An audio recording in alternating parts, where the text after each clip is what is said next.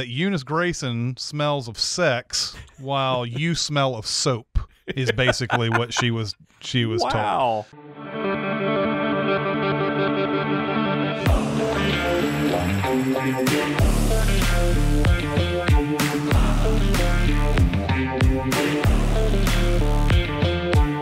Welcome to Gold, Diamonds, and Death, a James Bond podcast. I am your 00 host, Jonathan Watkins. I am a writer for all things under the Cinemasins brand name and a co-host of the Behind the Scenes podcast. I am joined by my fellow agent, get this, from Her Majesty's Secret Sinverse. Fuck yeah, Aaron Dicer rubbed off on me. He is a longtime friend of mine. See how that goes. Yeah, I know. We'll see how that goes. He's a longtime friend of mine, also one of my bosses. He was kind enough to join me on this journey. The co-founder of Cinemasins, co-host of the weekly podcast Recotopia, Mr. Chris Atkinson. Hello. Hello, everybody. Hello.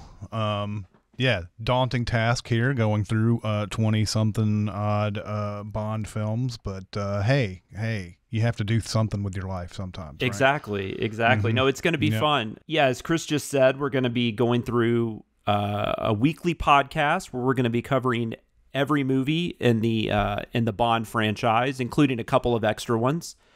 So you've got us at least for the next 27 weeks, and we'll kind of see what we're going to be doing after that. But there's also an episode 0 out there that kind of goes more into what this podcast, why we decided to do it, our history with Bond, all that kind of fun stuff. So if you want to know that stuff, please listen. But I think we're just gonna get right into this. Obviously, we're covering Dr. No this week because that is the first James Bond film. I don't think it's the first. It's not the first one either one of us watched initially, though, right? Like, I don't think this wasn't your first Bond to see, was it? No, the first one I ever saw was it was in the Timothy Dalton. Yeah.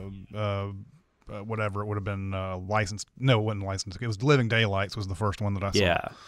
Then I picked up the others later. I didn't see all of them until what was it, 2007 or something, it was 2006 because that's when Casino Royale came out. So I watched all of them before that. Oh, that's right. You did you watched every single one of them up to Casino Royale, and you've seen them all since, obviously. Yeah, and it took forever back. 2006 doesn't sound like a long time ago, but you couldn't just pick something out and just stream it, or if you wanted to find, you were still going to Blockbuster and stuff like that. I was living in New York at the time, and I went to about 3 different Blockbusters plus another place in downtown Manhattan to find all these Bond movies back in the day, and it took me forever, but I finally did it. So awesome.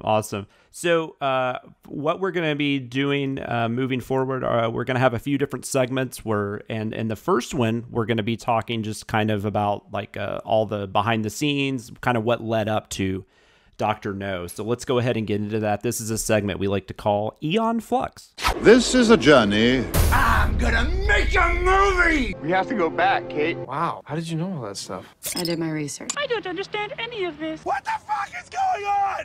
Into all this behind the scenes stuff, I do want to mention that I got some of my information from Google searches, Wikipedia, all that kind of stuff.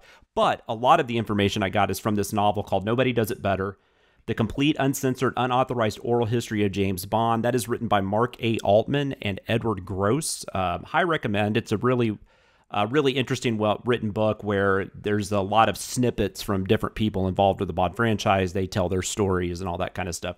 I don't know if you remember Mark A. Altman, Chris. He was, I started reading him in college. He did this magazine called Sci-Fi Universe, where, I don't know if you remember this, but there was a cover that kind of became infamous. It was 50 Reasons We Hate Return of the Jedi or something like that. Oh, no, I don't remember that. No. That's the first thing I think of when I think of him. But he wrote Star Trek episode reviews for Cinefantastique and eventually Sci-Fi Universe. So that's kind of how I started hearing about him. And then he's been writing novels on various, books on various Star Trek and Battlestar Galactica, James Bond. I don't know. Pretty interesting, fun guy to read. Edward Gross is really good too. But yeah, for this segment, we're going to scour through the history of Eon Productions and give you all the highs and lows that went into the making of these films. I have a ton of stuff. I'm going to try to get through it as quickly as I possibly can because, we need to be able to have some conversations. But so I guess we could start off with the fact that the Bond films initially were based on novels written by Ian Fleming, and we will talk more about the books later on in the show. But I will just kind of give a little bit of rundown on Ian Fleming. In the early 30s, he was trying to be a journalist. At one point, he was working for Reuters, which is an international news agency. He was sent to cover. That's Reuters. Oh yeah, Reuters. Sorry, I knew that. Yeah. Thank you very much. So he worked for Reuters in the early 30s to cover a trial of 6 British spies in Moscow. His coverage was well regarded, and it caught the attention of the British Secret Service. So he was actually brought in to give them reports on the conditions of the Russian capital. And he thought about continuing journalism, but he also decided that he thought that maybe he wasn't going to make enough money. So he went into stockbrokering for the next 12 years or so. In the middle of that, though, he did serve some time in World War II. He was recruited by a Rear Admiral, John Godfrey.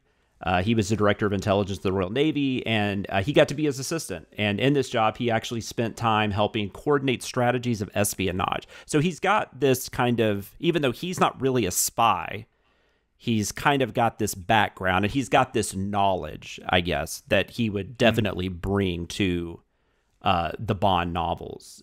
He did eventually get back into journalism, and he kept going back and forth on writing a novel. He also loved Jamaica, he discovered. So he had which this is probably pretty well known, but he had a beach house there called Goldeneye. I'm not sure if it's still there or not. I have not looked that up. The name James Bond came from an ornithologist who wrote a book that Fleming always used to have on his coffee tables wherever he lived. Spy fiction didn't start with Fleming, obviously. There was specifically there was a lot of British writers like Henry James, Joseph Conrad, people like that were writing stuff, but they were definitely more serious, I guess. Eric Ambler was another one that wrote a decent amount of spy stuff. Alfred Hitchcock adapted some of his stuff, and so there were spy movies being made as well at the time. But Bond was something different. I imagine the whole idea of a spy was still relatively new, though, because there were the agencies that were being created around the world started. And I'm not going to be a historian and be able to tell you the exact years or anything, but they were recent because of because of World War One and. And I think there's a big silent movie that I think it's just called Spy. Maybe I'm not even sure if that's or something like that, where it's like a sort of a brand new thing back in the 1920s to even have movies about spies. So you're only talking about 20 something years. When Fleming starts writing, especially when he starts writing, and the movies that kind of came before. Were, like I said, usually very serious. They were usually pretty much. It was usually like Nazis were the villains, or and people were like, I don't know. James Bond is the first I know of that brought in like the locales, right, and the women, and it's just like everything is just it's sexier. I guess would be the way to put it. Yeah, for sure. So, and then. There is one thing, though, I read where I've never watched The Saint. I've seen, the Val Kilmer movie, but I've never read the original books. I've never seen the 1930s movies or even the Roger Moore series that would eventually come out. But apparently The Saint was a lot of people think it was a precursor to, and that's very possible because Fleming was he loved reading thrillers. Fleming, if you didn't know, he was a rich kid. He had a wealthy family, and I read that he kind of had to hide the fact that he was reading thrillers because I guess when you were in the uppity world like that, you were expected to read serious literature, which he also read. But he would always have these spy novels and thrillers and mysteries and stuff like that off to the side that he was also reading. But The Saint, there's even one of the novels of the Saint series where a villain says something like, I know you're expecting me to tell you a story or what I'm going to do before I kill you, but that's only done in bad thrillers, which obviously scenes like in Goldfinger, which we'll talk about in a couple weeks, there's a lot of the times there's kind of that self-awareness almost with the villains, which eventually like Mike Myers and people like that would even more parody. Yeah. And also, as popular as the films were, just to note, the novels were insanely popular. There was a time where reportedly 2 million James Bond novels were being sold a month. So when people read, yeah, back in the day, yeah. Now it's like if a book sells over 1 million copies, it's insane. Like yeah, it's already a movie. Yeah, for sure. It almost has to be for it to do that. So Fleming did sell the rights to his first novel, which was Casino Royale. He sold the rights to that to CBS TV in 1954, and CBS produced a 1-hour episode of an anthology series called Climax Mystery Theater. And they did Casino Royale for one of the episodes. Yeah, and it didn't do very well. No, not at all. Not at all. I got to see the intro to that, and this guy's like, nice. Like pulling cards out of a Baccarat deck, basically, and that's and they don't show anything else beyond that, but yeah, it was I think it was a one-off or something like that. Yeah, it was an anthology series. I was looking at the show, like they did like a lot of adaptations of other stories and stuff. I think like there was even, I'm trying to remember what the one before the Casino Royale is, because it was a pretty well-known story. But regardless, yeah, it didn't go over well. Barry Nelson, who's an American, played Bond, which is just weird to think about now. The only thing about it that sounded interesting was Peter Lorre played Le Chiffre. Is it Le Chiffre? Is that how you say it? Le Chiffre. Le Chiffre. And I love Peter Lorre. He had apparently not done a whole lot of television up to that point, so I guess this was kind of the point in his career where he was starting to mess with television. But yeah, I've never seen it. I think it's accessible. I think I read that. Yeah, you could probably even find this on YouTube. Yeah, but from everything I've heard, I don't know that I would recommend it. We decided, I thought about us trying to find that one, but I figured we would stick to theatrical. Because I didn't know if we would be able to do a whole episode on that. And then interestingly enough, so after that, movie producers started getting interested in the Bond series. The first ones that the first ones he was working with, they didn't really want to adapt any of the novels because they didn't think that the novels would work on the screen. They said there wasn't enough action. So they actually wrote an original screenplay called Thunderball. So that was initially going to be the first Bond film. And that, for various reasons, ended up not happening. He went on to write the novel Thunderball, which he basically took from the script. Fleming didn't give anybody else any credit, though, which we will definitely be talking about that more in the future. I believe you're talking about the fact that they made it again with Never Say Never Again and all that. Yeah, there was a lot of I mean he started getting sued immediately at this point because everybody else involved was like, whoa, you can't just write the screenplay into a novel and we don't get any credit, And then the ownership of that became an issue moving forward, and so we'll be talking about that definitely before this podcast in several weeks away, but we will be talking about that again. They are also somebody also adapted Goldfinger at the time, so that was another one that was being talked about. That novel had already been written, and when they were doing Thunderball, though, Alfred Hitchcock was reportedly going to direct it, which makes a lot of sense because I think the Bond films, especially early on, like they feel heavily influenced by North by Northwest. I mean, heavily influenced.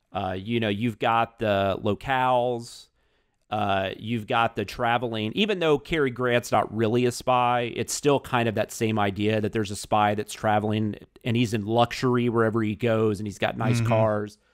You've obviously got the eccentric villain. Yeah. And you've got I guess you could say she's kind of a Bond girl. It's kind of that type of, so you get a lot of those things as kind of what turns into what a James Bond movie ends up being. So Fleming got tired of the Hollywood, like I already said, he got tired of the Hollywood stuff after a while, went and actually wrote Thunderball, which got him into a lot of trouble, but that's for another day. But then all the other novels were still out there on the market. So finally, Harry Saltzman, a producer, comes in and decides to purchase the novels that are available. They still try to make Thunderball, the first movie, but they can't because of all this stuff that's tied up in court. And also, from what I understand, and this is in the on the Blu-rays Inside Dr. No thing, the Saltzman had the rights to this, and it cost him $50,000 over 6 months. Yeah. To retain them. So he was basically looking for anything to try to get these things off the ground, and there was, of course, interest. But we'll get to that, I'm sure. Yeah, absolutely. In fact, I had seen that there were like 28 days left, I think, on the option when they finally were able to kind of get Dr. No rolling. Eventually, Saltzman would meet Cubby Broccoli. Most people probably that know much about the Bonds behind scenes, they know the name Broccoli, which eventually led to Eon Productions being formed and making all these Bond films in the main franchise. But after they got Broccoli on board, they were able to secure a deal with United Artists. United Artists, I think, gave them like $1.1 million budget, which a lot of the other studios were wanting them to do it for like $400,000, and they're like, "There's no way." That was something that we're talking about in that behind the scenes, is that Broccoli was always wanting to do a Bond film, and he just couldn't get the rights to it. And he actually wanted to buy that option off of Harry Saltzman, and Saltzman said, "Let's just partner up and do these." And so yeah, and then they who's the guy, David Picker, I think, is the guy at United Artists that they take it to, and they did a deal without even signing a contract, because apparently, like, your word was bond with United Artists back then. You didn't even have to have a signed contract. So anyway. Yeah, it's crazy. It's just like, and even like $1.1 million, like, we can talk about that when we actually talk more about the movie itself, but like this, which I guess, I mean, I don't know what that would be today. I didn't look it up. I think I saw in the trivia somewhere it was like 10 million, 15 million. Not that much, somewhere. Though, It's right? not a lot. Yeah, it's not a lot at all. But I was going to say, this movie looks like it costs like $30 million or something. But if you're trying to launch a franchise, I think I understand that. Like, try to do it as cheaply as possible. See if you can turn a profit. And that's why ultimately, and we'll get to that, I'm sure, or we get to it now. No, we can do it. Why Dr. No was chosen was because it only had one locale, and they could shoot it cheaply there. And they, they made, and we can get it, we're going to get more into this later, but people were wearing their own costumes, essentially, their own wardrobe and stuff like that. So anyway, that's,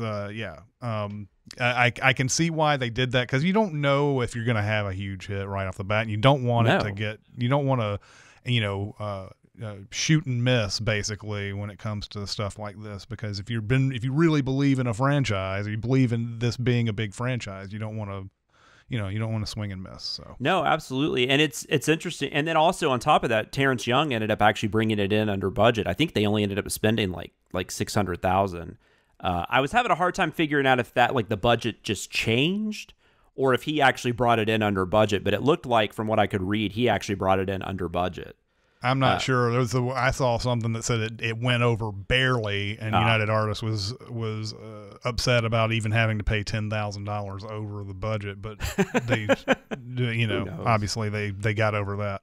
It's hard. I found it's not that hard to figure out box office, but especially older films, it's really hard to figure out exactly what they spent, because even today I think it's impossible. Well, and they didn't judge movies by their box office. No. It wasn't a big deal back then. No. Like, nobody it made this amount of money and look how special it is or whatever. I think people just, they knew it was special by how you talked about it and everything. So yeah, for sure. I just a few other little things. I thought it was interesting.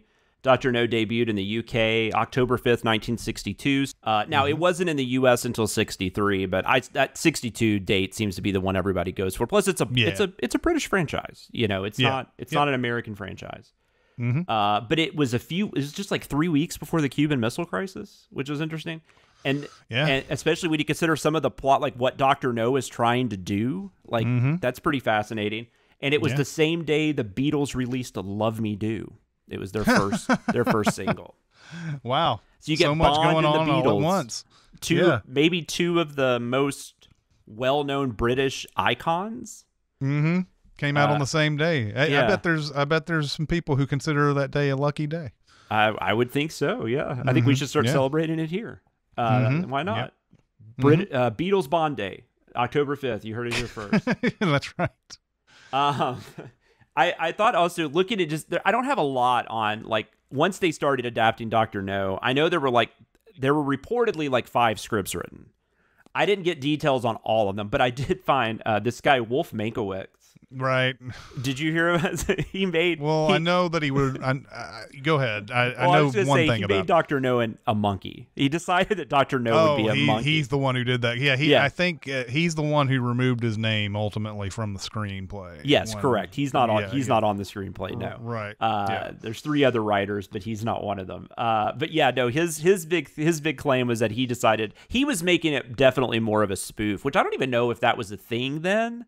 But I think guess it was. Yeah, I guess so. I mean, there's definitely movies like that in the 60s. Yeah. But I just, I mean, it's kind of like, I kind of want to see that version in a weird way, but But I'm also glad they didn't do it. Right.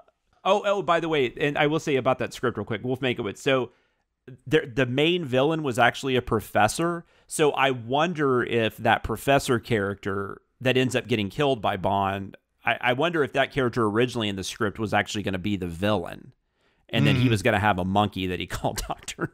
No. Yeah, I don't know.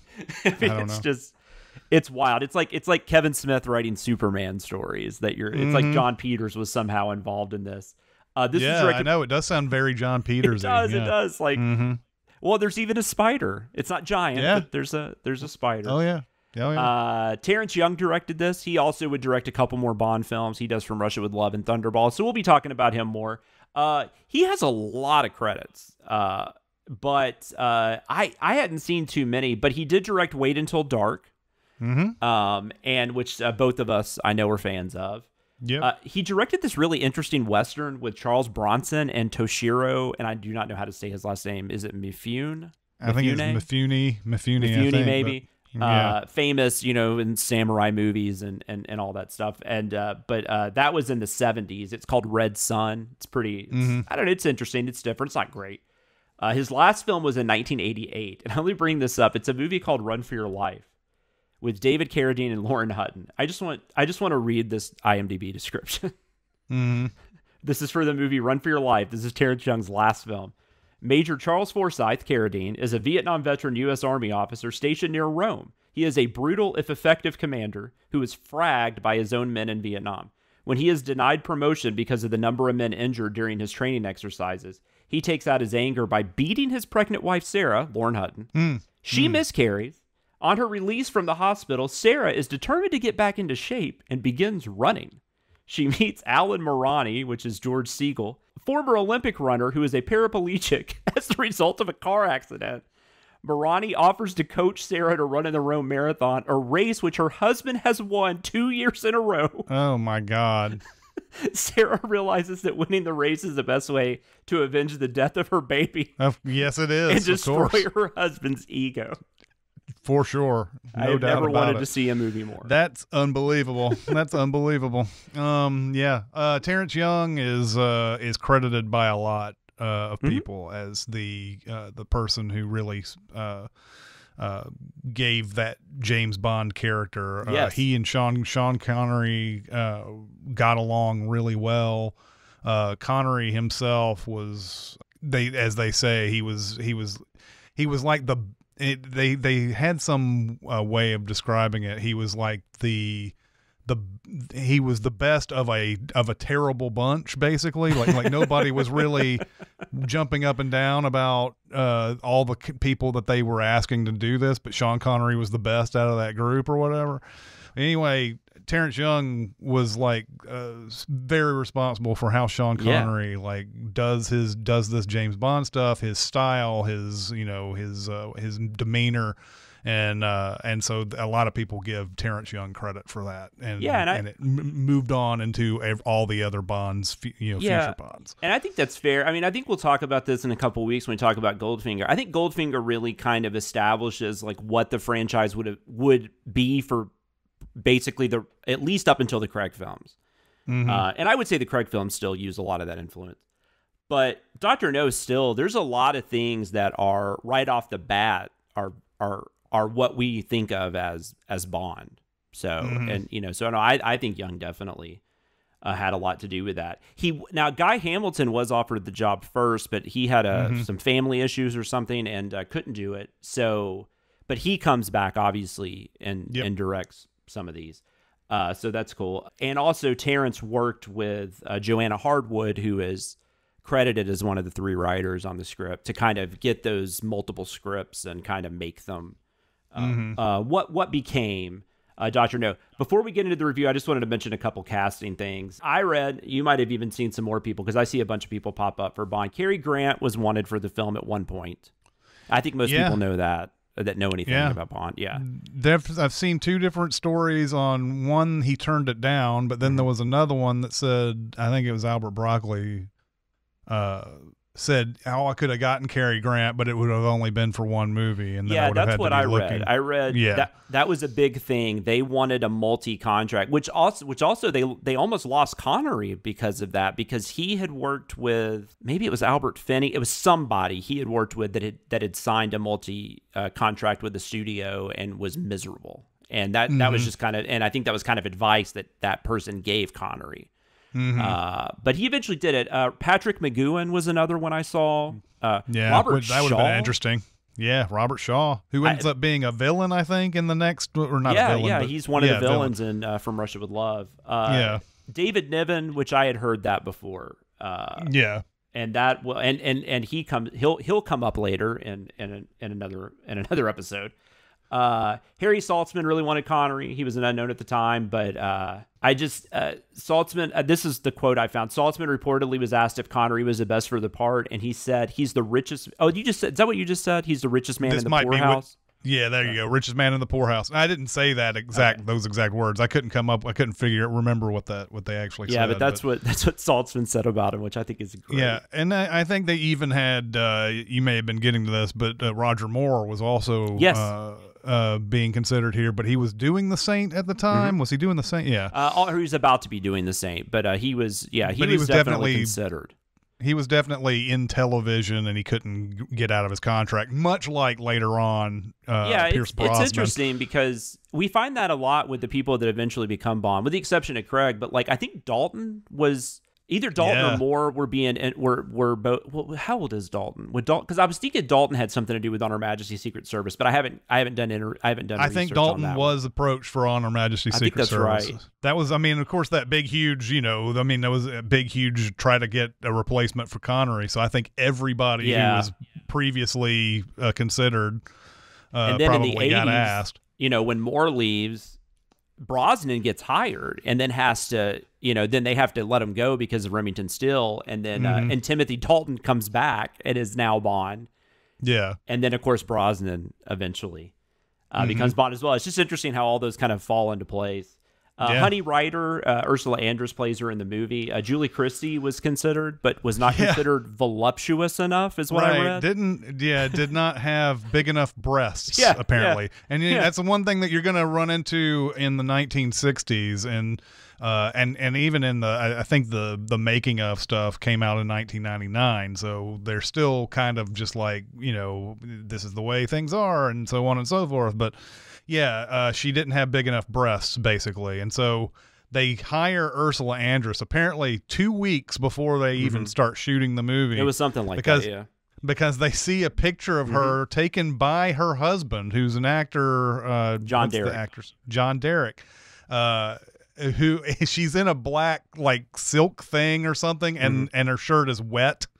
So that's sort of like, we'll just hire her based on this picture. And supposedly she was at a party. They were at a party, and she was talking about it, and Kirk Douglas told her she had to do it. That's what I read. Said it's really easy breezy stuff that you're going to be doing. So Christopher Lee was considered for Dr. No, which I'd heard that before. He eventually becomes a Bond villain. He's cousins with Ian Fleming, I think. I think that's right. Yeah, something to that. Something like that. They have a really There are also reports Max von Sydow was offered the role and he turned it down. I think it's Max von Sydow. I'm so bad at this. Max von Sydow, yes. Yeah, who does also end up being a villain later on. Yeah, it's crazy. All these people, except for Julie Christie. I don't think she ends up in one. But no.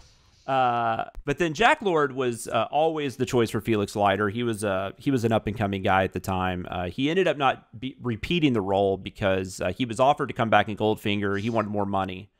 They said no, so they hired somebody else, and then he went on to do like 12 seasons or whatever of Hawaii Five-0. Right. Yeah. So it worked out pretty good for him. Yeah. And just real quick, Lois Maxwell plays Moneypenny. This is her first of 14 appearances. She's going to be with us for a while. Bernard Lee it's his first of 10 appearances as M.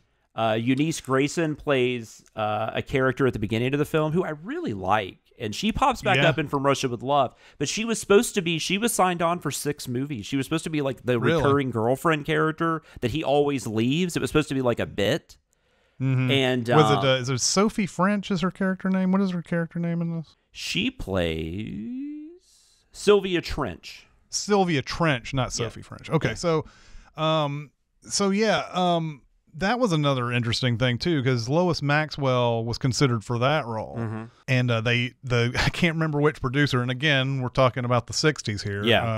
Said that that Eunice Grayson smells of sex while you smell of soap is basically what she was told.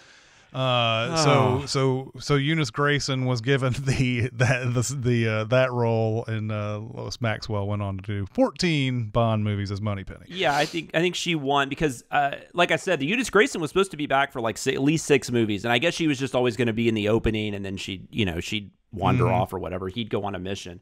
But I think it was Guy Hamilton that directed Goldfinger, and he just chose not to do it. He was like, I don't want to do that. So she doesn't appear after the first 2 films. And then the character of Major Boothroyd was played by Peter Burton, and he was supposed to be the head of Q Branch. I don't remember if they actually say Q Branch in the movie, but I could be. They probably. I don't remember. Okay, because in the novel he's called the head armorer. Is what he's called. And I believe he's called the head armorer in this too. It's from the armory department or something. I don't remember hearing Q, but maybe they said it. But he couldn't be in the next film because he had something else going on. So Desmond Llewellyn. Will pop up in the next one in his first of several. The only other couple things I thought were interesting, Dr. No created like kind of a new way to edit films. Like a lot of the stuff that we're just take for granted now, where somebody it's like, let's say at the top of the stairs and then the next shot they're at their car. Most movies at that time, you would see that whole descent down the stairs. Oh, wow. Interesting. And Dr. No was kind of one of the first to really start using those kind of cuts to where we don't have to see everything. We can just place them and you can figure out how they got there. Supposedly, David Lean was editing Lawrence of Arabia right next door to them editing From Russia with Love, and he would actually come in there and watch them edit. And supposedly at one point said something along the lines of, "Can we switch movies?" Which is interesting. I don't know. That is interesting. So Dr. No, just box office, it was released in the UK October 5th, 1962. In the US, it was on May 8th, 1963. Finished 7th at the US box office in 63. It made about $16 million, that's a really nice profit off like a $600,000 or whatever it was film. It's interesting though that year. I always still find this interesting because I know Cleopatra was over budget big time. But Cleopatra was the #1 movie that year. It made $57 million, but I guess it was still not enough. I don't know how much that movie cost, but 57 probably wasn't enough to pay for it. But the editing, one thing that I saw about the editing on Dr. No was just that the other thing that and I can't remember that guy's name, the editor, he's featured pretty prominently in the Inside Dr. No thing, but there was the idea that you can't cut on action. Like if somebody is in the middle of an action, you can't cut in the middle of that. And he said, no, that's nonsense. We're going to do it. We can cut during the action and everything. Cause I guess they were worried about continuity and stuff like that. But, he felt like there was no reason why you would, bother, waiting for everybody to come to a standstill or whatever before you cutting to the next thing. So, so that was I think the whole thing was so you would see the punch and the whole punch and then they cut, instead of like in the middle of it someone swinging their arm, they cut. So anyway, and for all I know, this is the beginning of terrible editing in action movies. But he did something new with that, though. I mean, and I love these first few Bond movies, but like, I'm having a hard time believing. Maybe David Lean did say that, but I'm just like, Lawrence of Arabia is a much better edited film. Yeah. There's nothing wrong. But and it could be just somebody being nice and saying, for sure. Or maybe he was referring more for these people. He could have done like a fun spy movie or something. Maybe that's more what he was referring to, as opposed to like after doing something like Lawrence of Arabia, he probably definitely wanted to do something like that. So it had mixed reviews at the time of its release. Time magazine referred to it as a big hairy marshmallow. Okay. Stanley Kaufman. I guess you had to been there. I guess in the 60s to know what that means. Stanley Kaufman, who wrote for The New Republic, said that the tone was all over the place and said at times it played it straight and at times it played it like a spy spook. I don't completely disagree with that. Yeah. But audiences loved it. And I really do think, and we can talk about this more here in the next segment, but I really do think this kind of, if Jaws ushered in blockbusters, I think this kind of, this would be kind of like a precursor to that, I guess, right? Mm-hmm. I just feel like this is different than anything that was being made at that time. Mm-hmm. Especially when you look at the movies that, I mean, stuff like Son of Flubber and, and like in the top 10, like Tom Jones and, How the West Was Won. It's a Mad, Mad, Mad World. I mean, Dr. No is just so different than anything else released. And it feels more like, like a studio tentpole or something. Mm-hmm. Yeah. Even though that probably wasn't a thought at the time. I would also say too, and I'm sure we'll get into all these different aspects, but we talked about Terrence Young being so responsible for what Bond ended up being. Sean Connery obviously being able to execute that. But Ken Adam, the production designer, is another huge part of Bond, especially Bond villains. If you ever think about the sets that any of these Bond villains are in, it's all Ken Adam, who after Dr. No, Kubrick came to him and asked him to do the sets for Dr. Strangelove. Yeah.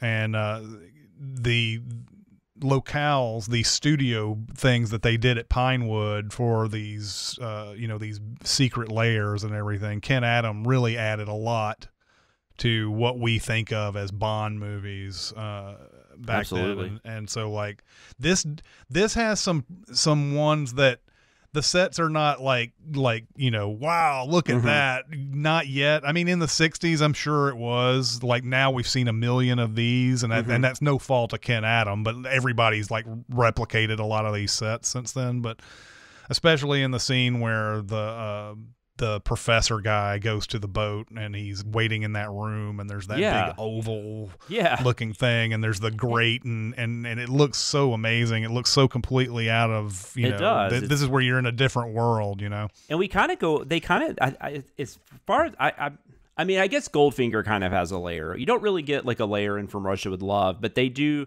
get back into them eventually. And like you said, it's very, it's even more grandiose than what's been done here. Absolutely. But I think that's we can go into talking about the movie. So we will go ahead and go into our next section, which is called A Review to a Kill. I've got you in my sights. Get the fuck out of my sight before I demolish you. What we've got here is failure to communicate. There's no need to shout. I'm not shouting. Why don't you stop your whining and get on with it? I've heard this shit before. In this segment, we're just going to give you our thoughts on whatever film we are discussing this week. And of course, as we've already said, we are discussing 1962, 63, however you want to say it, Dr. No. Chris. Yes.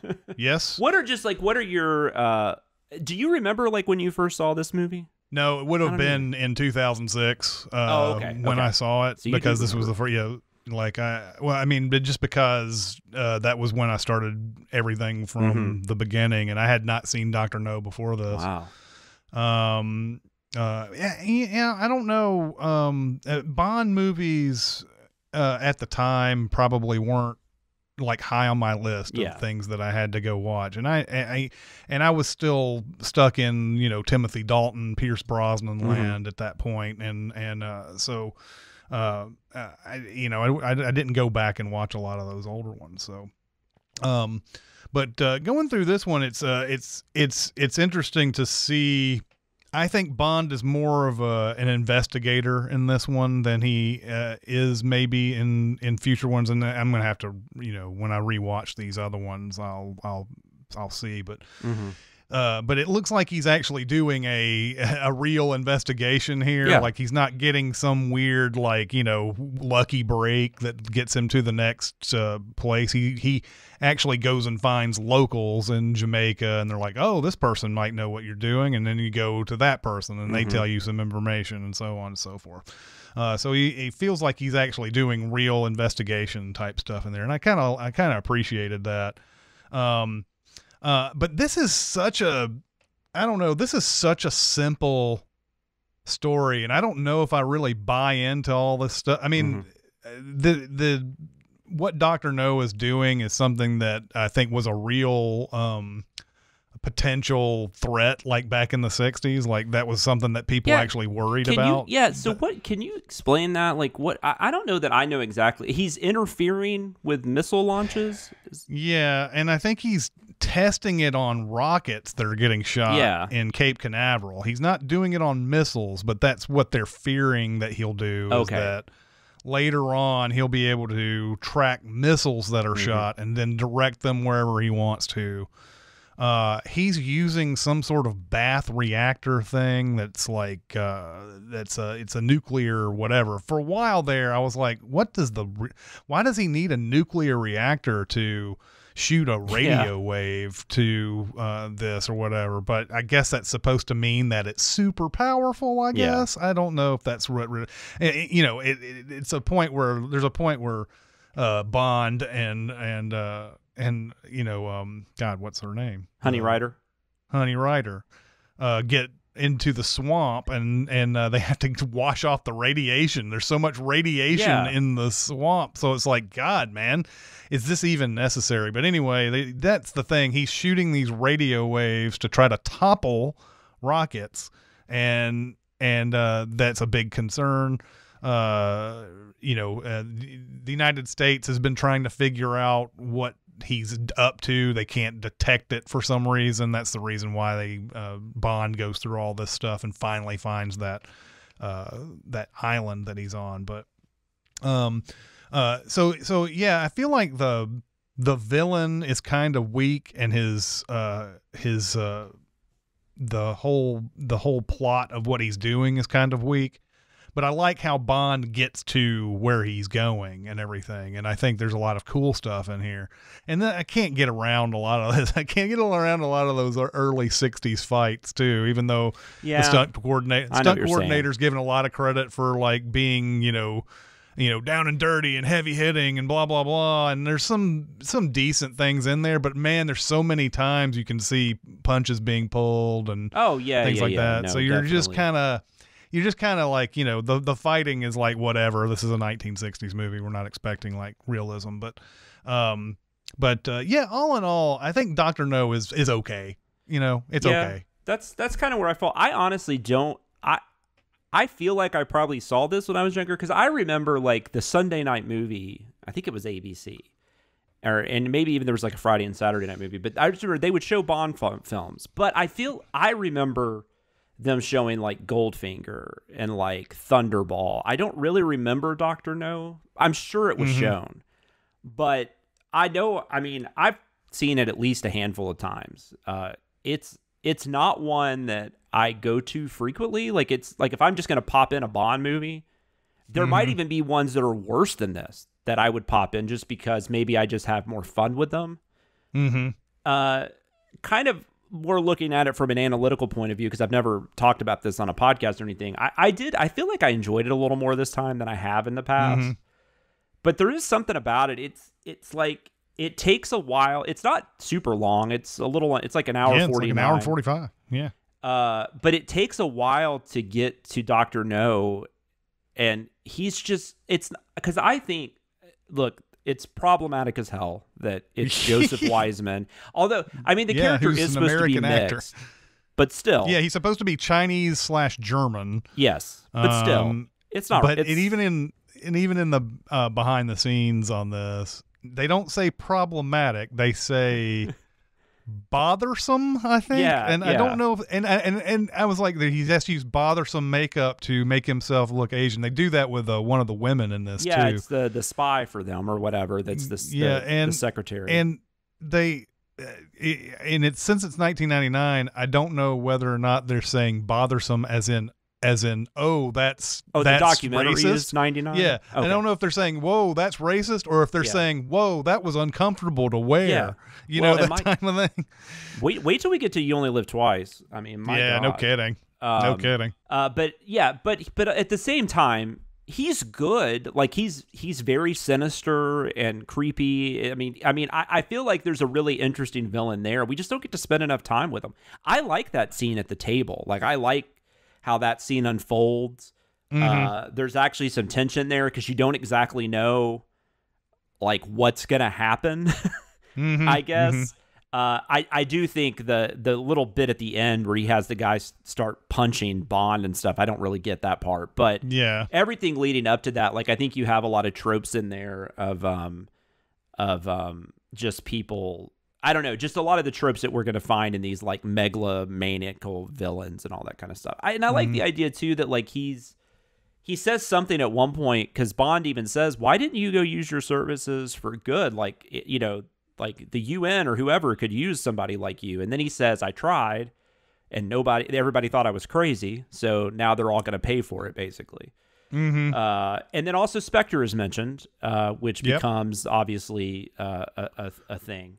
Which was not apparently a part of Dr. No as of then. No, because Fleming introduces Spectre later on in the books. Well, they created Spectre for the Thunderball script, and then so when he wrote the Thunderball novel based off the script, that's when Spectre comes into it. Actually, and neither one of these organizations are mentioned in the Dr. No novel, but in the first few novels, there's an organization called SMERSH.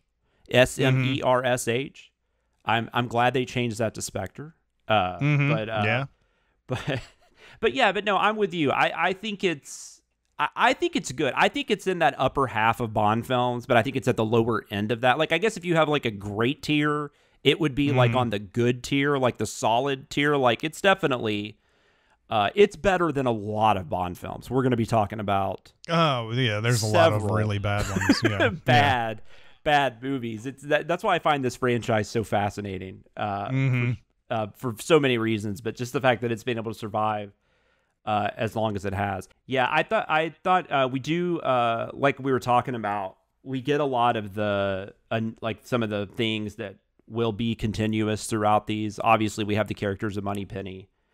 I was actually I'm actually surprised at how quickly, like, I don't know if it's because I've seen all the films, but I feel like it's established really well the relationship between him, Moneypenny, and M.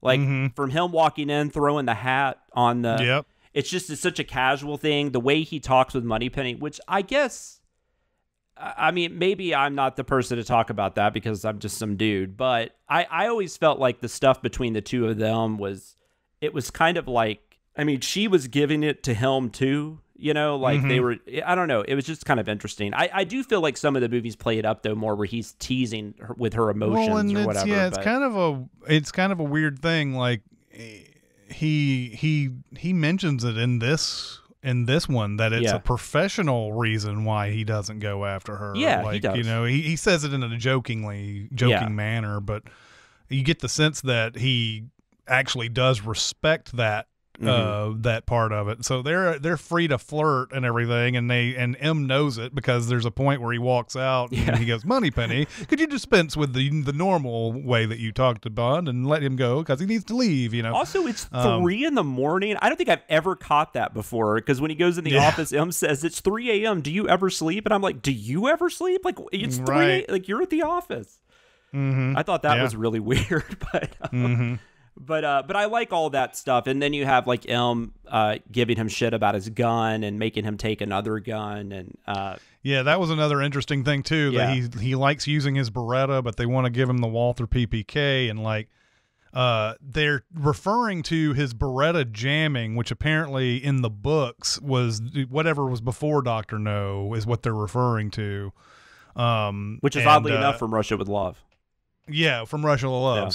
Yeah. So that's what they're talking about there, which is, I always find that interesting when something from a book makes it into a movie and there's no real reference point. Yeah. Like, I guess you don't need to have that reference point. You don't need to know that that's from Russia with Love where that happened, but it's interesting that it ends up in there because they are referring to an actual previous adventure that Ian Fleming wrote. Yeah, and I don't know if this is true, and I know they weren't thinking franchises like we like studios think about them today, but I do wonder if like they just felt like they needed to introduce those 3 characters because the armorer guy was supposed to be in the next movie. So I do kind of wonder if that's more what that scene was about, just like giving some relationships between these characters. Like him and the armorer are going to fight with each other every time, and Ilm's the strict boss, but I don't know. That's just kind of how I felt because you don't see any of them again. Like none of them, none of them pop up again because he's in Jamaica for the rest of the movie. So, but yeah, no. And then what else was I going to say? There's just some little things. I like Quarrel. John Kitzmiller is the actor that plays him.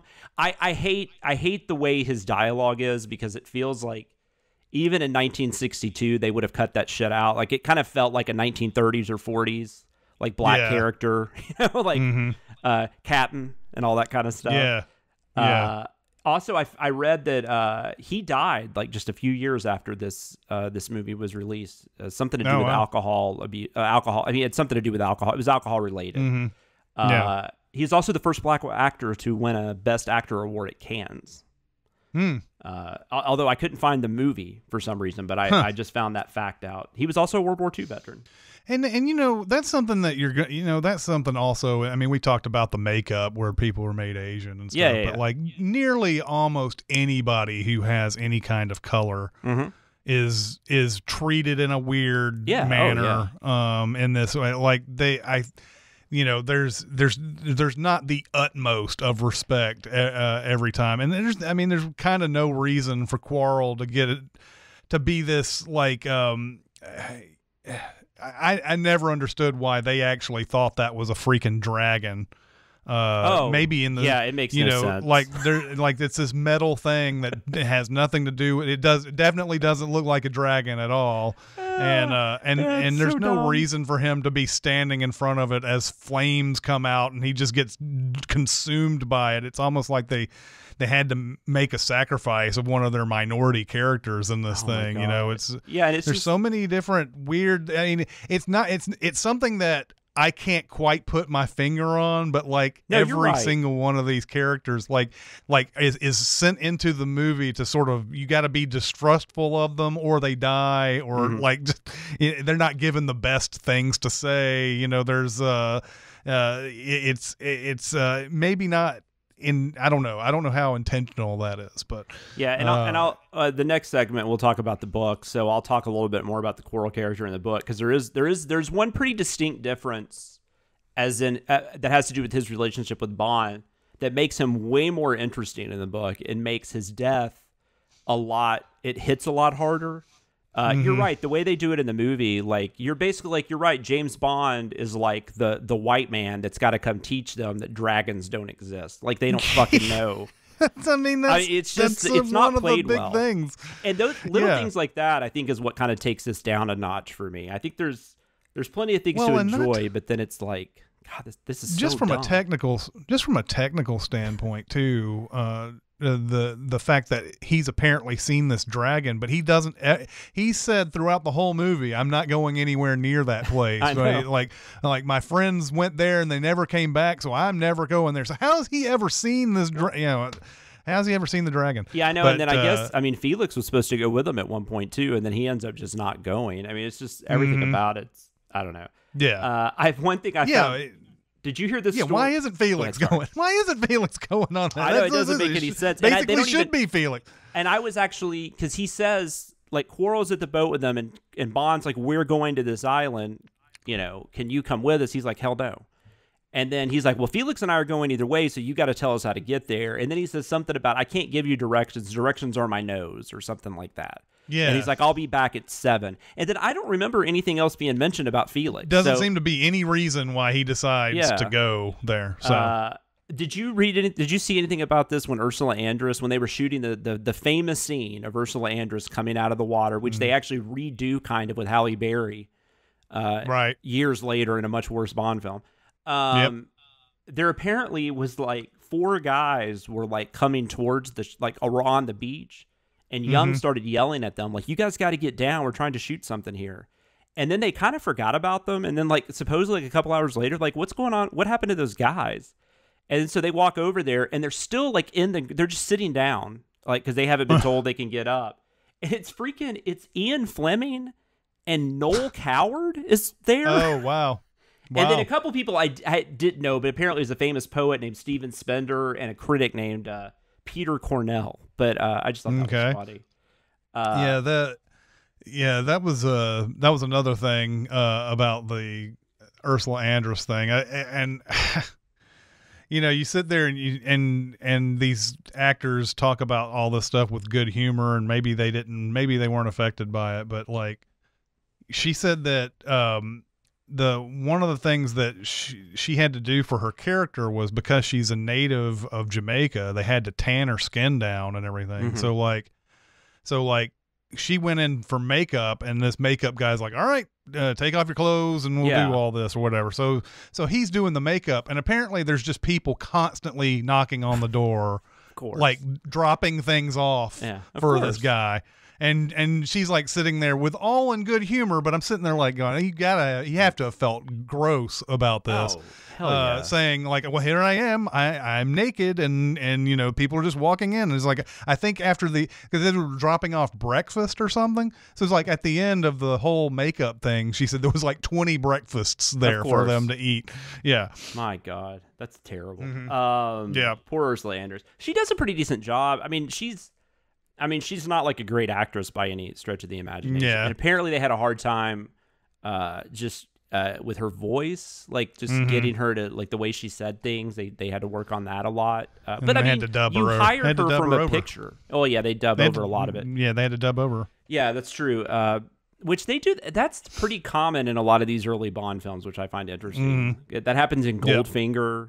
And it's weird because you'll see these actors in other situations and they sound fine. So it's like, well, that's the thing. Like Ursula Andress sounds exactly like she does in the movie, even though it's like 30 years away or whatever. But I guess like it was just enough where they couldn't understand certain things, so they get somebody who sounds like that person but enunciates a little bit more, and that's how they get. And I feel like, I don't know, dubbing was just used a lot in the 60s. Like you have those crazy like the Italian films, like especially like the Giallos and stuff, where they would just hire actors of different nationalities and then just have the actors speak their native language, and then they would just dub over them. So you've got like a French guy and an Italian guy speak it, they don't understand each other and they're trying to act a scene out. I mean, it's crazy. But also, like I said, Ursula Andress, I mean, she was hired off a picture, not from a tape or anything or whatever they were, not from a screen test. So I don't know. I mean, at that point, I don't think they had any right to complain. And she's fine. I mean, and she does have like probably one of the most.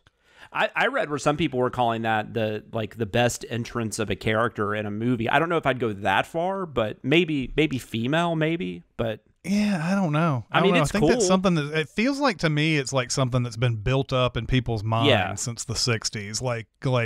Like that right there is super iconic. But that was like iconic for people who grew up during the 60s, and then it became legend after a while. And when you see it, it's like, yeah, that's a famous scene. But I've never like we've all seen pretty girls in bikinis at this point. Like if you're of a certain age, it's like, okay, yeah. I mean, I've seen that quite a bit. Maybe in the 60s they had not seen that kind of thing, you know. And speaking of Bo Derek, isn't her, I haven't seen 10 in forever, but her introduction is kind of something like that, which is funny because we're talking about John Derek, where she's running on the beach maybe.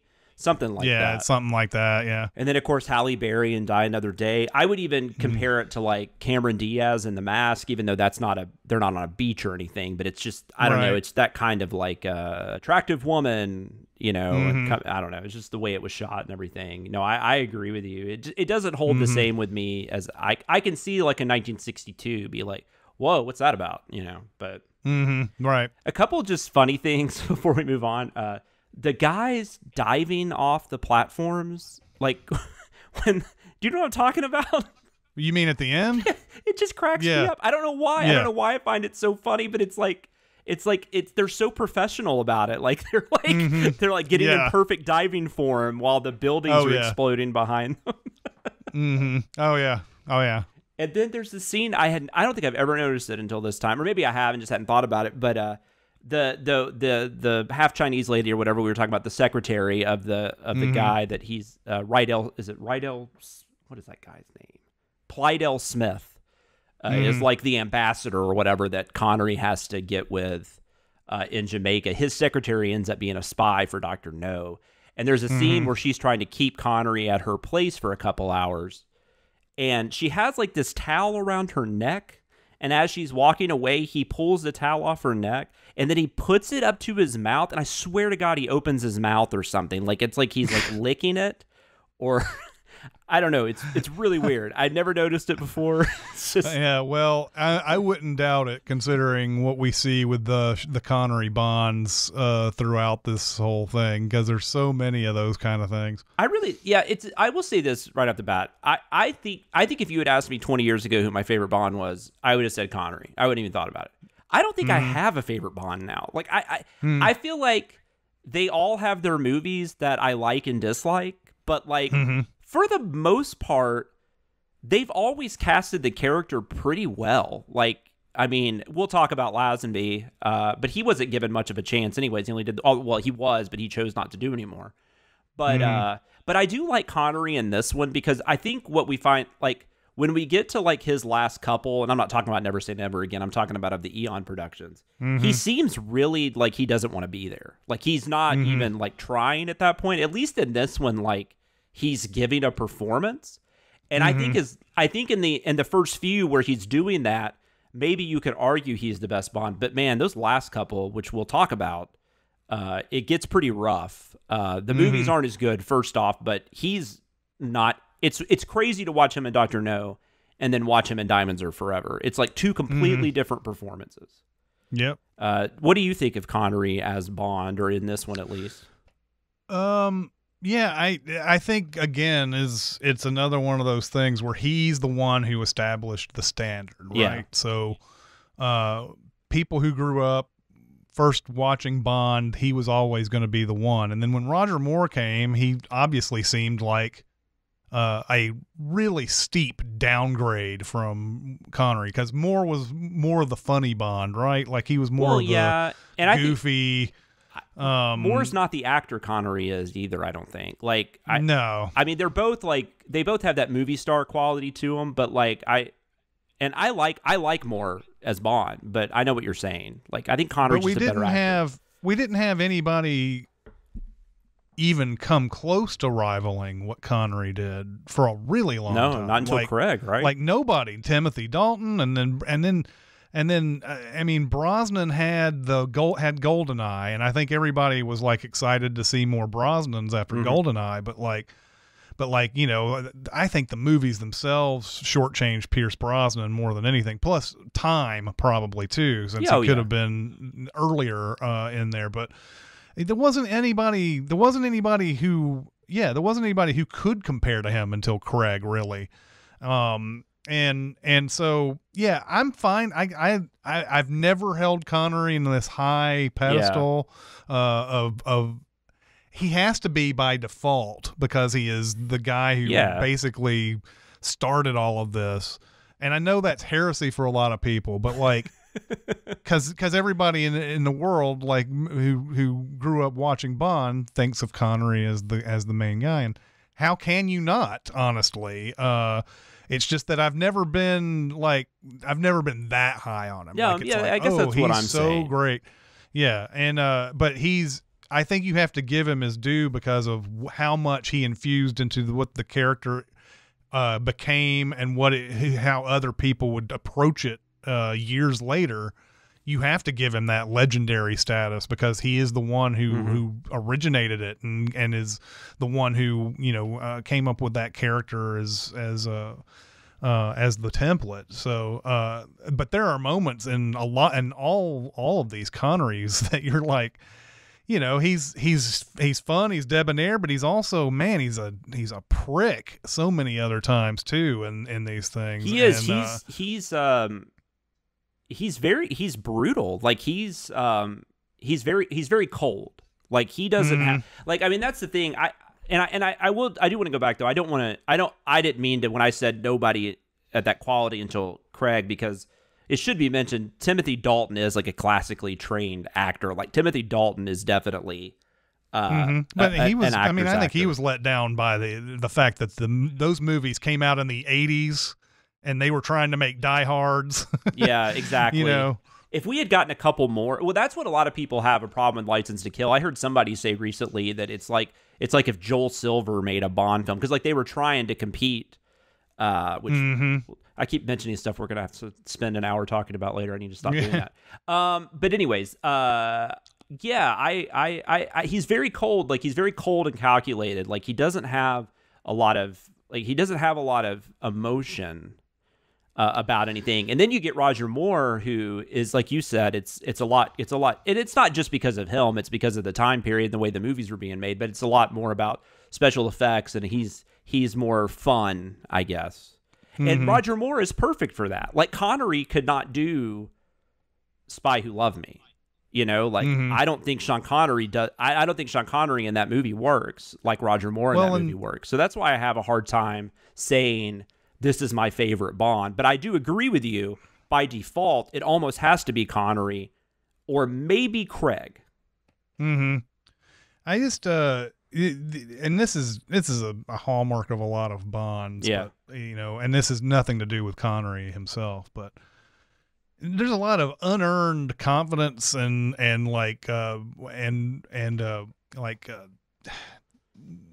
there's a lot of things that are unearned in these movies where everybody knows who he is. I mean, that's one of the things that I hate about him being a spy is that he is a famous quote unquote spy. So people know his face and all this. And it's crazy.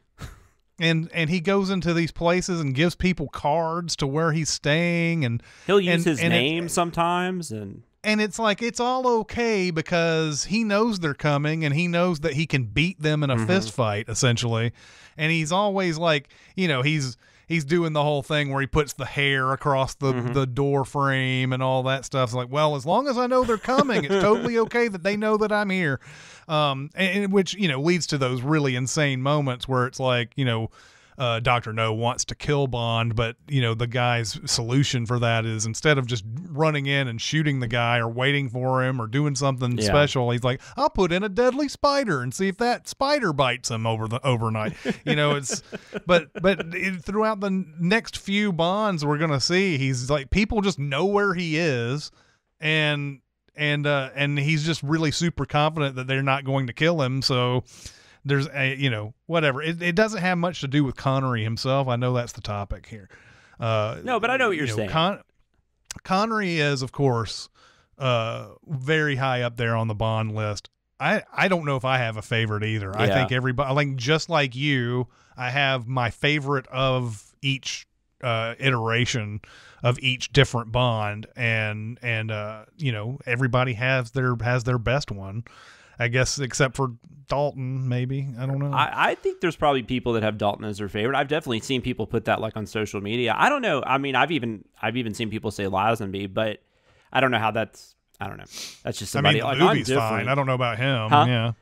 The movie's good that he's in. I don't know about him, but it's been a little bit since I've seen that movie. I'm looking forward to it. But yeah, no, that's one thing interesting about Bond is a lot of people have, I think, their favorites, or at least I think a lot of the times it also goes to who you grew up with, like who was, which for both of us, I think Dalton was kind of our first, but I had seen at least a couple of the Roger Moores before then. I had seen a couple of Connerys.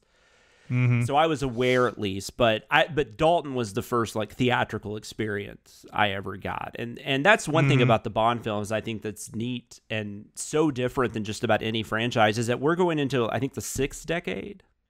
And all the films have been released theatrically. And they're always like big events. Like they held No Time to Die for those 2 years where and streaming services were offering tons of money. I mean, they could have made so much more money than they made by releasing it in theaters. But the Broccoli's have always been, no, these are theatrical films. These are events. And that's just, it's crazy that after all these years that they're still releasing, and some of these movies we're going to talk about, it's amazing that the series continued, Oh, yeah. Or it didn't go in a different direction, didn't become like a TV show.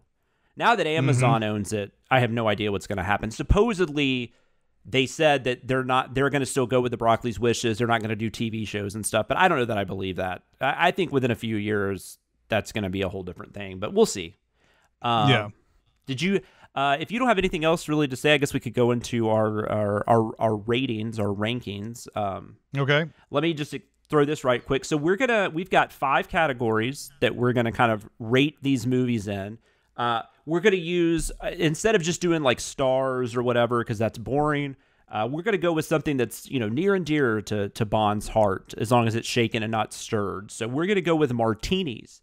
So 1 to 5 martinis is the system, 5 being the best damn liquid that has ever passed your lips, and 1 being that well liquor you had to settle for or were too drunk to care about that night. So our first category, Chris, will be just, the story. Like what would you, 1 out of 5 martinis, what would you give the story? Yeah, there's good elements and there's elements that I don't really like. And I think a lot of this has to do with, their budget and what they were able to do and whatever. So I would put it in a very middle of the road, a 3, whatever we're going to call, whatever liquor we'd call the 3. I should have given each one a different vodka. Like 1 would be like Country Club, right? I don't know my vodkas very well. I might have to, maybe 3 is like a Tito's. Tito's sounds like a 3. Like that might work. Tito's, maybe. I don't know. If the basic, I know that we're trying to have a fun rating here with martinis and stuff like that, but it would be whatever's in the middle of that. For sure. The 3, because it's got a good setup. It doesn't have a lot of the best elements. We might be the same on these this time. I wouldn't be shocked. The Bond, I was 3 out of 5 as well for all the reasons you gave. The Bond, I'm going 5 out of 5 because I think Connery's, I think he's really good in this. This isn't his best Bond film, but it might be one of his better performances as the character. I feel like and probably because of Terrence Young, I feel like he kind of nails it. That Bond, James Bond, that to me is an epic, like, opening to a character. Absolutely. Yeah, there's just something about it. There's something about that. Now that you show me is something special, and I'm like, I totally agree. Just the way he moves in that scene, and the way he's looking in that scene, and the way he's like talking to Eunice Grayson, across the table, and the way they're playfully flirting, and all that stuff. I had a really hard time buying though that she just showed up in his room, but whatever. I don't know. Which apparently that character was supposed to show up completely naked, but it was 1962, so that's interesting. Yeah, they could treat women horribly back in 1962, but they couldn't show them naked.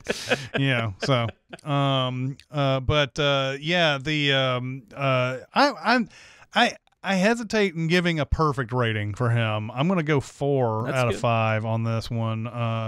I think just in general being the standard is going to give you a high rating, and you would have to have a hard time getting any lower than that at that point. I just think Connery's still trying to work. There's still some things that he can do to be better, and I think that's what we're going to see. I have changed my mind. Because I'm thinking ahead, and because the problem is we're not doing halves, and I don't want to do halves because I don't know. I don't want to do that. That's too much like to get into, but I think this probably would be more like a 4.5. So I'm actually going to give it a 4 because I was starting to think about like From Russia with Love and especially Goldfinger, which will, No, I'm with you. I'm going to change mine to a 4. All right. I do think also it would be fun. I mean, I am kind of saying this for everybody, I guess, but I would like us to kind of like, I think it'll be fun to rank these once we're done with each Bond, just kind of, our preference. And then maybe at the end, we can kind of come up with like a universal ranking between the two of us. We'll have some, that'll be some fun fighting and stuff. The villain / henchman, because sometimes there's henchmen involved too. There's not really in this one. He's got some like, I guess, soldiers, and he's got a dragon, I guess. But yeah, so it's pretty much just Dr. No that we're talking about. Yeah, there are some henchmen. You have the photographer, and you have the secretary, and you have, they're all like they're very easily spotted and very easily taken out of the picture. Essentially, there's not an odd job. Like there's not that. We haven't gotten to that yet. No. So Dr. No himself, I'm going to give him a 2. And I mean, I actually wouldn't be bothered by making it 1, but because of what the choices are they made in this movie, but I'm going to give him a 2, I think, to establish what a Bond villain is like. That is well established with this. That's as far as I'm willing to go with it, though. There's nothing particularly memorable about Dr. No, the villain, and what he's trying to do. In fact, I sat there trying to figure out what this was that he was doing. As an audience, all you're supposed to know is, hey, he's toppling rockets. That's evil. So you just, okay, so he's trying to topple rockets, whatever. It just seems like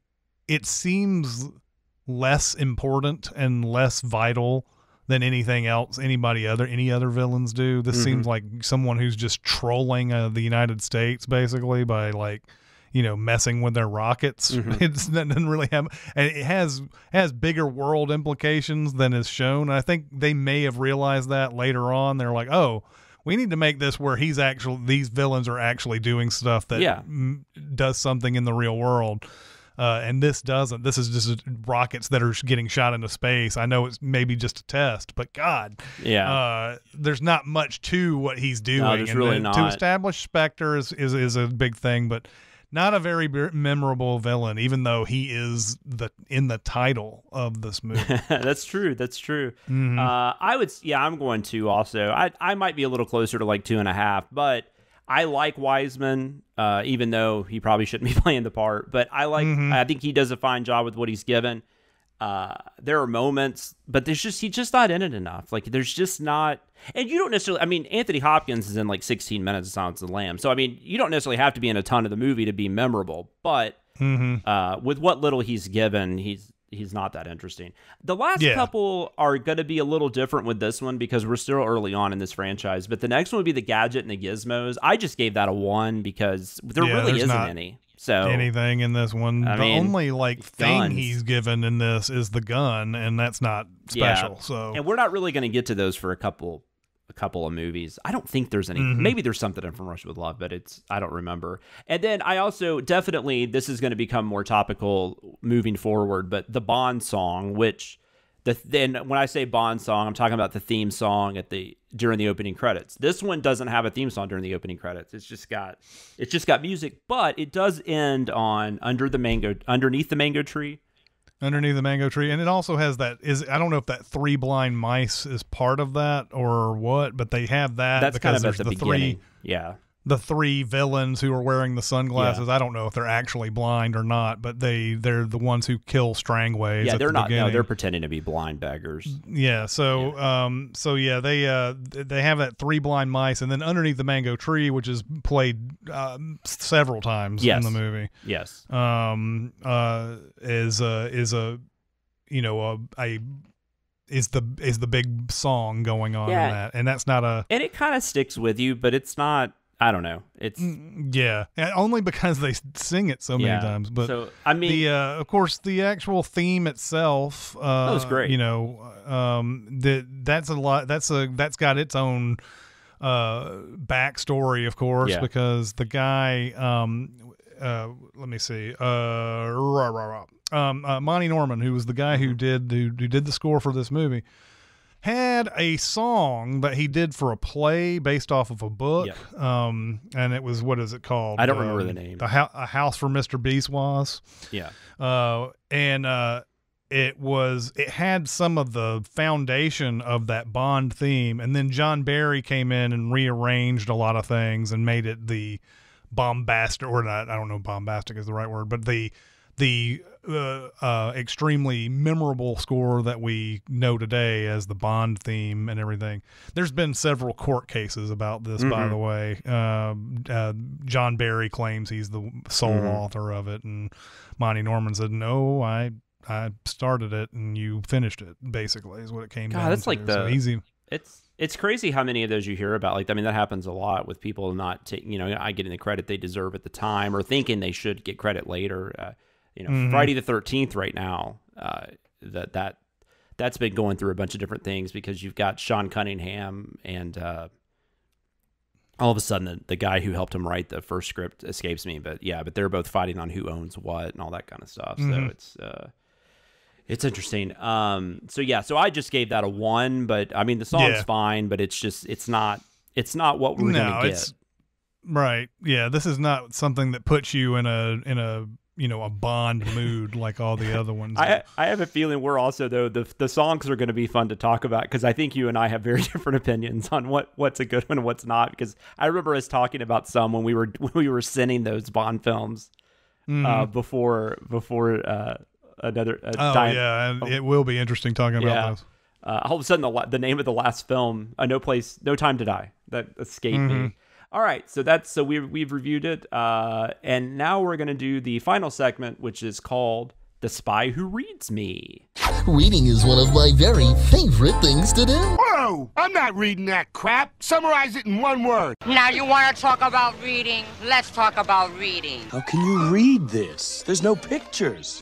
And also known as the segment where Jonathan takes over and does everything, because I'm probably not going to be reading much of these books. You're going to have things to say, though. I'm not asking Chris to read these books. I definitely feel like, but I wanted to. That's always something I've wanted to do anyways, and I think it'll just give us a little more perspective on everything.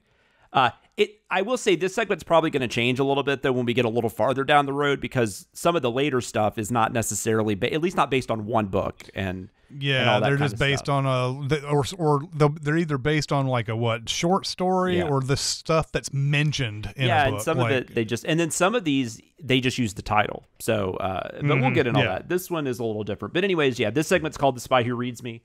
Cinemasins might have taught you that the book doesn't matter, but for this segment, we're willing to concede it at least kind of does. We're going to give you the nitty-gritty on what is similar to what you saw on the screen, what is different, and there will be plenty of what the hell was Ian Fleming smoking when he wrote this. This book, I feel it was weird reading, because I've heard that I actually read where some people said they didn't feel this was a close adaptation. Most of the scenes and the set pieces and stuff that are in the movie are in the book. So I felt like it was pretty, there's definitely dialogue. Like when Honey Rider tells that story about the guy that she killed with the Black Widow and all that stuff, like that's almost word for word in the book. I will say, though, just to start off, this was the 6th book in the series that Ian Fleming wrote. There's 13 novels, and there's a couple of short story collections.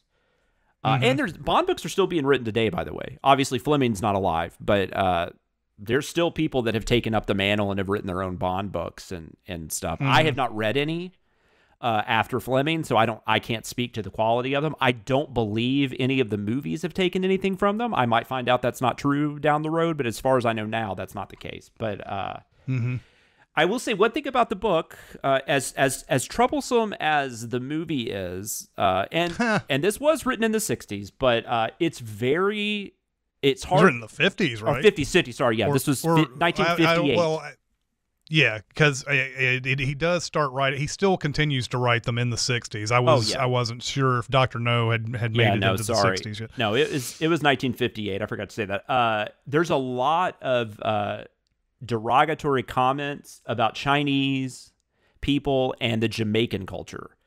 There's this whole thing where he talks about Jamaicans. Like, this is like Bond thinking, or somebody's telling Bond this, that the Jamaicans as a culture are lazy, and there's a lot of money to be made on the island, but they don't care enough to try to make it. So white men came in and created like all the the industries and used them as workers, but they get to have they get to go home at the end of the day, have sex with their wife or whatever, have a drink, have a smoke, so they're happy. It's just like, it's kind of just very casual. It's not, I don't know, it's not really kindly regarded with them.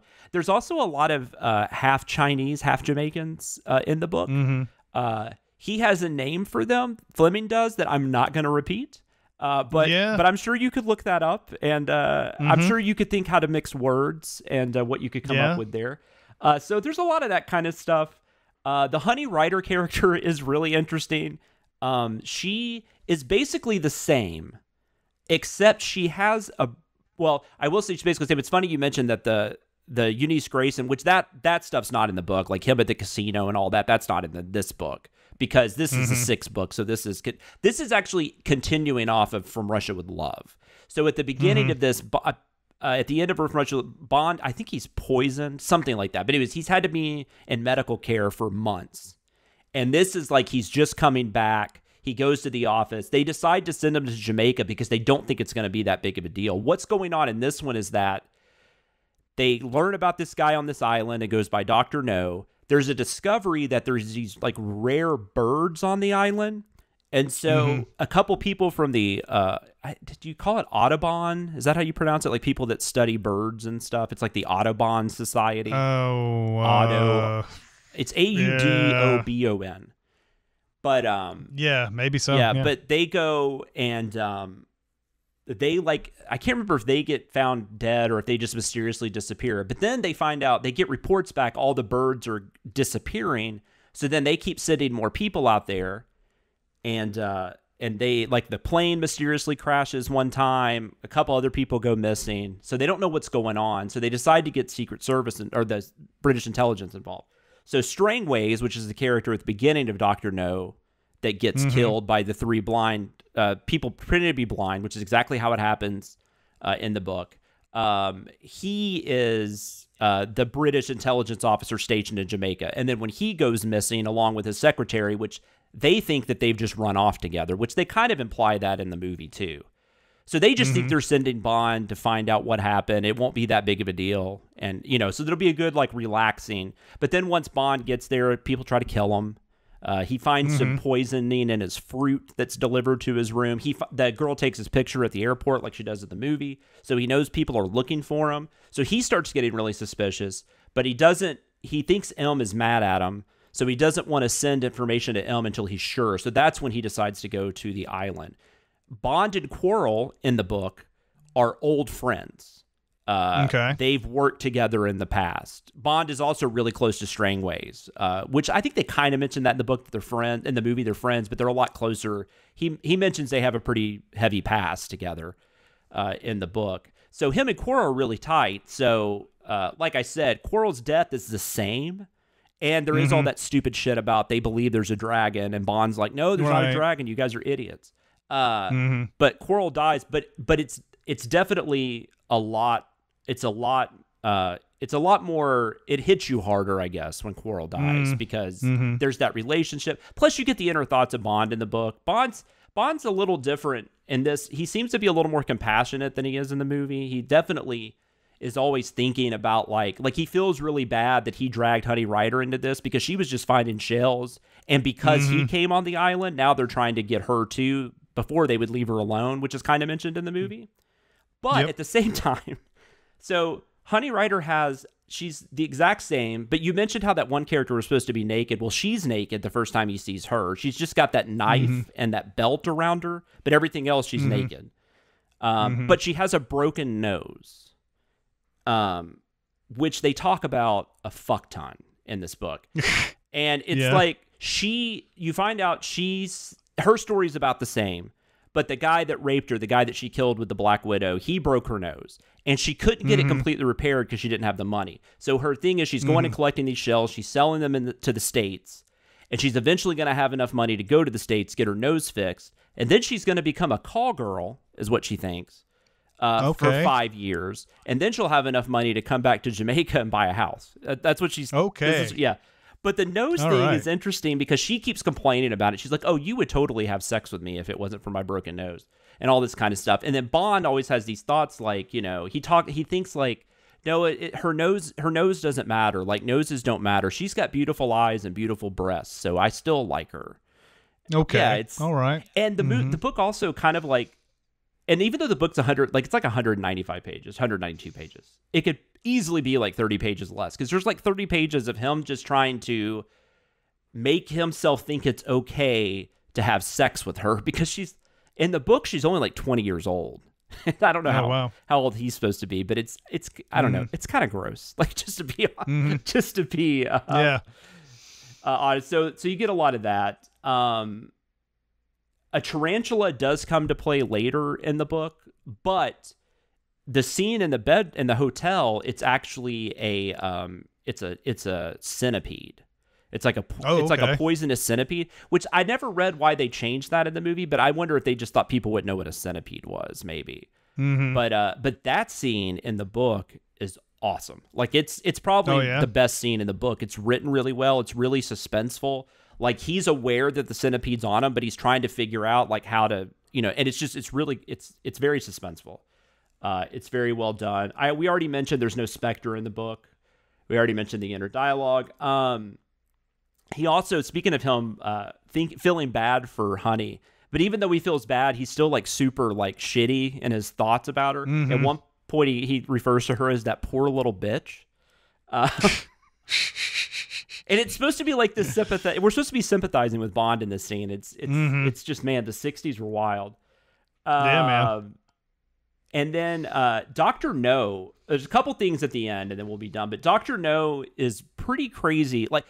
Like he's similar in the movie and like his ambition. But I will say the rocket thing is like actually something he mentions that he wants to do in the future. Like he's already testing, but what he's made his money on at this point is there's a lot of guano on the island, like bird feces, and he's doing things with that, like to make money. Like he's I don't know. It's just it's like a guano industry. So that's kind of what Dr. No's doing. He's also described, he's done like all these crazy like surgical alterations to his body. He's made himself taller by extending his spine. He's supposed to be like almost 7 feet tall. He's bald for some reason. I think he has a fake eye that he gave himself. And he's got the claws. He still has the claws, and which I think it's which, you know, that reminds me, you know, the one thing that we didn't talk about in the movie is that he's got these hands based because of the radiation or whatever he had to.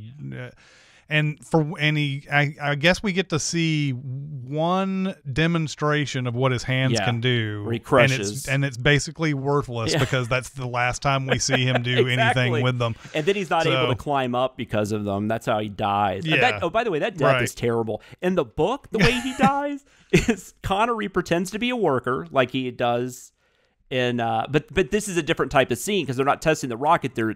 They're dealing with doing whatever they're doing with the guano. And Connery gets on this machine. He knocks out the driver, gets on the machine, and dumps like 20 pounds of guano onto Dr. No. Oh, my God. And that's how he dies. Which is crazy, but it's still better than the death in the movie. My other favorite thing in the book that doesn't happen is when Connery gets... Also, Dr. No, by the way, Dr. No is really into torture. Like he's like Jigsaw or something, you know, back then. He likes to run tests on people that he captures on the island. And so he decides to tie Honey up outside to the ground because all these crabs are migrating. And he wants to see how long she survives with the crabs eating her. She ends up knowing more about crabs than him. So she ends up getting out of that situation. And that sounded weird when I said she knows more about crabs, but actual crabs. And that's another thing in the movie. They wanted to do that, but they sent these crabs out, frozen crabs out to Jamaica, and when they opened them up, most of them had died and were motionless, and so they ended up just making some weird, like, who knows what really kind of water torture thing, that she was just lying down on a ramp with water in it, and we're like, okay, I guess that was torture. I don't know, but anyway, I don't even know how they would have filmed that crab scene though. I mean, I hate that all those crabs died, but I don't know how they would. I don't know if that would have looked good at all. But that's what happens in the book. But she survives, just like, and of course Bond survives, but he gets the shit beat out of him. Like he's trying to escape, and there's that whole thing where the water's coming at him, but like he spends a lot of time in water. There's like these aquariums, which you do kind of see the aquariums in the movie, but like he's stuck in them, and he keeps going from like aquarium to aquarium, or he's behind like this fencing. And then there's a fucking giant squid that shows up. Like Dr. No has a giant squid. I don't know if you knew anything about this. No. Yeah, so Connery like gets like he's behind this fencing, but the squid is still able to like get its like one of its suckers on him, and like just like tears up his stomach. Like it's kind of like, I don't know how he survives, honestly. But then like he pokes it with a knife or something, and it shoots a bunch of black ink at him, and then it moves away. It's not very exciting, and it's just really bizarre. And it's just like Fleming was like, I really want Bond to fight a squid, so that's what we're gonna do. Yeah. Sometimes a story demands that you have a squid in it at some point. Yeah. So, and I'm not surprised they didn't do that. I mean, that would have been terrible if they had done that in 1962. But it did make me think, though, because I hadn't watched Dr. No in a while, and I was wondering if sharks were involved in this one, but I guess that comes later too. But so yeah, other than that, I was just going to say a lot of the scenes, the scene where Bond gets chastised about his gun, he actually does end up taking that gun with him and stuff. That's in there. All the stuff with the photographer's about the same. Honey on the beach, all that stuff's about the same. The dragon, like I already said, is mentioned. So it's as far as, I mean, this is the first one we're talking about, but and I've heard from Russia with Love is a pretty close adaptation, and from what I remember, I think it is. But yeah, that's just that's, so I hope everybody, I hope that's interesting and not boring to listen to. But I just thought, I don't know, it's interesting to me to. I find adaptations interesting in like how they're done, especially in the Bond franchise, because I don't know how much they cared about actually adapting these novels more than. I think back in this day, they really did care about trying to keep the books, because the whole idea was people who read the book were going to come to see the movie, and they expected that. And then I don't know where it started to become more of a, they started changing things out of books, where it was like, well, we have license to do whatever we want to because we got the name of the book, so we can change things with. So, because this culminates in like what Rosemary's Baby is considered one of the most Rosemary's Baby, like, as far as faithful adaptations. As far as what I've read and then seen the movie, I don't think there's. I mean, Rosemary's Baby, like you're reading the screenplay. It feels like when you're reading that book. I mean, it's crazy. I mean. And I think that was a Polanski thing. I think Polanski like didn't want to veer from it at all. And I know that was a thing for a while, because I remember reading an interview with William Goldman, and he was talking about writing Absolute Power, the Clint Eastwood movie. And he was saying that he couldn't adapt the book because there were so many characters, and the one Eastwood wanted to play wasn't even like one of the main characters. And so he was really conflicted. And then one of his writer friends was like, well, you don't have to like do it exactly, just do it the way you want to do it, and he was like, oh, I guess I can do that. And then so I think even up into the 90s, like that was kind of a thing, and then now they're pretty closely followed, but now it's like you would do them in order. Like you would never do like the 6th Harry Potter book before you did the first one. Like they would never do that now. Yeah. I don't think. Well, I guess that's not completely true. Like Jack Reacher. I mean, did that, who knows? I mean, they may have some other way of telling the story in some way, but I find it interesting to hear about what's the difference between the movies and the books, because there's going to be a point where we're going to start seeing some wild variations, I'm sure. So to see that they're going so closely to it is pretty cool. Yeah, my understanding is Moonraker is really just the title because they just wanted something that sounded spacey, but the book is, and I've heard the book's like amazing.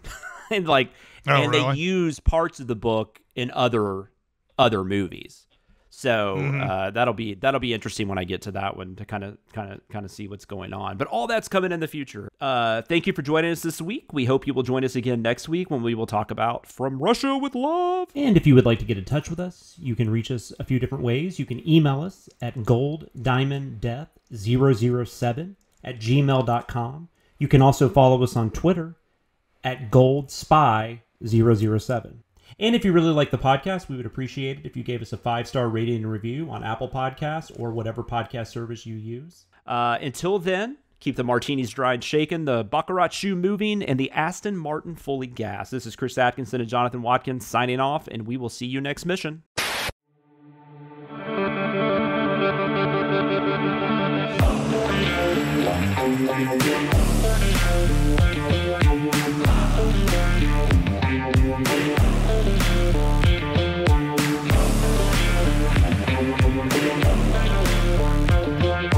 And for some reason, I was thinking this morning, I was like, wait, for some reason, I was thinking you would put gun in that, but it was gold. It wasn't gun. And I was like, wait, do we want to say gun right now? Because no, probably not.